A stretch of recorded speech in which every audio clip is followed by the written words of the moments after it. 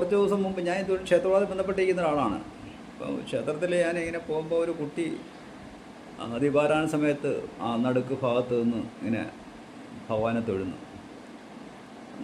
ദീപാരാധന നടക്കുന്ന സമയത്ത് നടുക്ക് സെൻട്രൽ ഭാഗത്ത് നിന്ന് തൊഴുതുകൊണ്ടിരിക്കുന്നു. അപ്പോൾ ഞാൻ ദീപാരാധന കഴിഞ്ഞ് ഇപ്പോൾ ഞാൻ ആ കുട്ടിയുടെ പയ്യെ കയ്യിൽ പിടിച്ച് അങ്ങോട്ട് സൈഡിലോട്ട് മാറ്റി നിർത്തിട്ട് ഞാൻ പറഞ്ഞു, മോനെ ഇനി മേലെ ഈ നടുക്ക് നിന്ന് തൊഴരുത്, നടുക്കാരും തൊഴുത്തരുത്, എല്ലാം സൈഡിലേ നിൽക്കുന്നത്, അപ്പോൾ എല്ലാവരും കാണാൻ പറ്റും.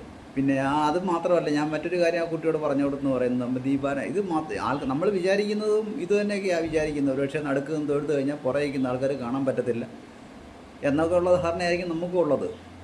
പക്ഷെ അതിനപ്പുറം വേറൊരു കാര്യം ഉണ്ടെന്ന് പറയുന്നത്, ഈ നമ്മൾ ഈ സെൻട്രൽ ഭാഗത്ത് ഈ ക്ഷേത്രത്തിൽ ഭൂതഗണങ്ങൾ എന്ന് പറയുന്ന സംഗതി, ഗണങ്ങൾ ഇഷ്ടം പോലുണ്ട്. ഭഗവാന്റെയും ഭഗവതിയുടെയും ഒക്കെ വന്നിട്ട് ഒത്തിരി ഗണങ്ങളുണ്ട്. അവരുടെ ഓരോ കാര്യങ്ങൾ ചെയ്യാനും ഓരോ കാര്യങ്ങൾ അവരെ സന്തോഷിപ്പിക്കാനും അവരുടെ കാര്യങ്ങളെല്ലാം നോക്കാനും കാണാനും ഒക്കെ ആയിട്ട് ഒത്തിരി ഗണങ്ങളുണ്ട്.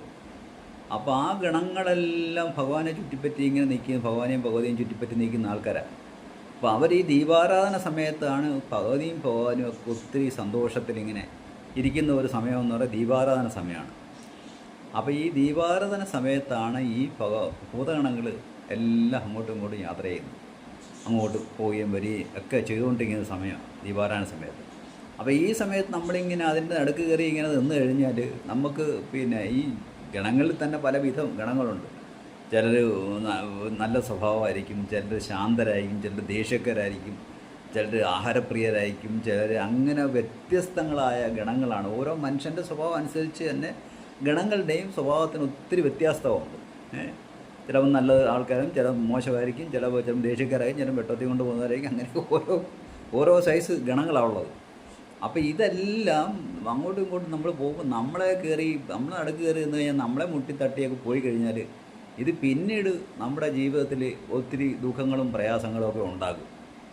അതൊക്കെ പിന്നെ മാറ്റിയെടുക്കണമെന്നുണ്ടെങ്കിൽ പിന്നെ നമ്മൾ അവിടെ പോയി ഒരുത്തിനെ കണ്ട്, ഇവിടെ പോയി ഒരുത്തിനെ കണ്ട്, അവിടെ മാറ്റത് വാതയുണ്ട് ഗീതയുണ്ടെന്ന് പറഞ്ഞാൽ ഓരോ പ്രസംഗം ഇഷ്ടംപോലെ ബുദ്ധിമുട്ടും പ്രയാസമൊക്കെ ജീവിതത്തിൽ അനുഭവിക്കേണ്ടി വരുന്നുണ്ട്. അപ്പോൾ അത് ഒഴിവാക്കാൻ വേണ്ടിയാണ് ഈ ദീപാരാധന സമയത്ത് ഈ സൈഡിലോട്ട് മാറി നിന്ന്. അപ്പോൾ അതിനകത്ത് രണ്ട് ഗുണമോ പുറയിക്കുന്ന ആൾക്കാർക്ക് കാണുകയും ചെയ്യാം. പിന്നെ മറ്റുള്ള ഈ ഭൂതഗണങ്ങളുടെ ഈ നമ്മളെ ഏക്കത്തില്ല, അല്ലെങ്കിൽ നമ്മുടെ തൊട്ട് പിടിച്ചൊക്കെ പോകത്തുള്ളൂ.